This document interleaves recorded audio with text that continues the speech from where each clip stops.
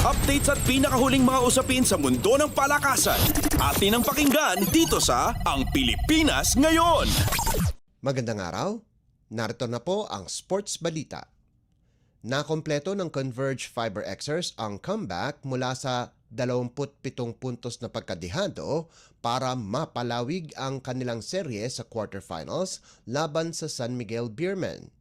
Nakuha ng Fiber Xers ang panalo 114-112 sa Game 3 ng kanilang best-of-5 quarterfinals matchup laban sa San Miguel sa PBA Season 49 Governors Cup na ginanap sa Ninoy Aquino Stadium sa Maynila.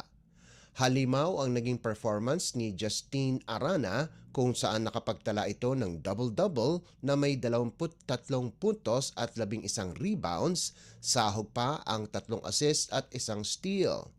Hinirang naman na best player of the game si Alex Stockton pagkatapos ang kanyang impresibong performance na may 20 puntos, 8 assists at 7 rebounds. Samantala, nasayang naman ang 39 na puntos ni Beermen import Eji Anosike, kasama pa ang 9 na rebounds at 5 assists at ang double-double ni CJ Perez na may 18 markers at 10 boards. Updates at pinakahuling mga usapin sa mundo ng palakasan.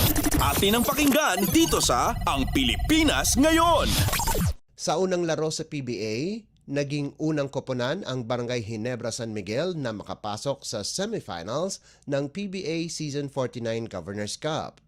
Ito ay matapos makumpleto ng Gin Kings ang come-from-behind win laban sa Meralco Bolts 113-106 sa kanilang quarterfinals Game 3. Maganda muli ang ipinakita ni resident import at Gilas Pilipinas member Justin Brownlee sa naipon nitong 23 puntos kung saan ang 8 puntos ay nanggaling sa huling quarter, kasama pa ang 4 na assists at 3 rebounds, habang namayagpag din si Stephen Holt na nakapag-ambag ng 19 na markers, 7 boards at 5 assists.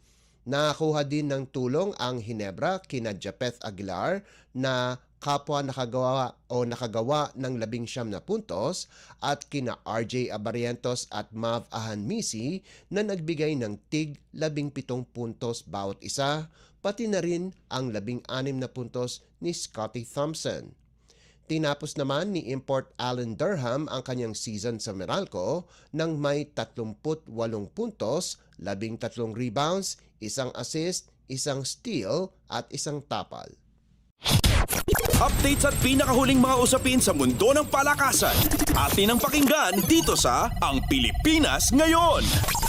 Dinagdagan ni Pinoy Q artist at world champion Carlo Biado ang kanyang koleksyon ng mga tropeo pagkatapos nitong pamunuan ang Ho Chi Minh City Open na ginanap sa Ho Xuan Hung Gymnasium sa Vietnam.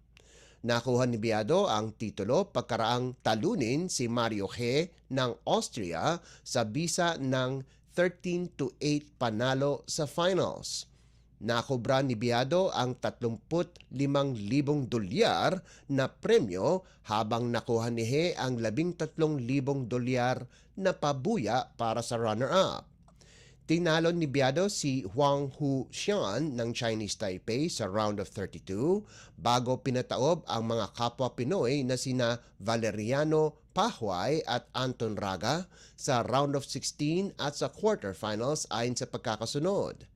Dikdikan naman ang laban nito kay Sanjin Pelivanovic ng Bosnia kung saan nalusutan ni Biado ang Bosnian sa bisa ng 11-10 panalo.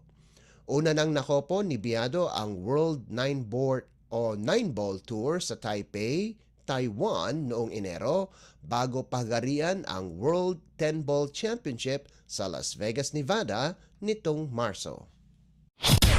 Updates at pinakahuling mga usapin sa mundo ng palakasan. Atin ang pakinggan dito sa Ang Pilipinas Ngayon. At yan ang pinakahuling balita sa larangan ng palakasan. Para sa Radyo Pilipinas World Service, ito po si Leo Magpayo. Magandang araw. Updates at pinakahuling mga usapin sa mundo ng palakasan. Atin ang pakinggan dito sa Ang Pilipinas Ngayon.